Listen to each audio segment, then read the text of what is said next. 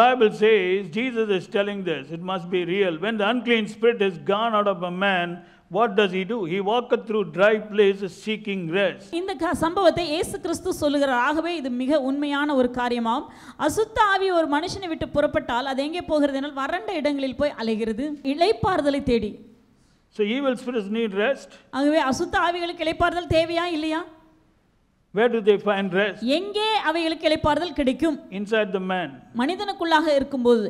You need rest? உங்களுக்கு இளைப்பாறுதல் தேவையா? I don't want rest, pastor. I will live only according to my desires and will. இல்ல, நான் எனக்கு இளைப்பாறுதல் எனக்கு வேண்டாம். நான் மனசு விரும்புகிறபடி தான் நான் வாழுவேன். Understand evil spirits where they are looking for rest, and rest is not in the tree or rest is not in some monkey.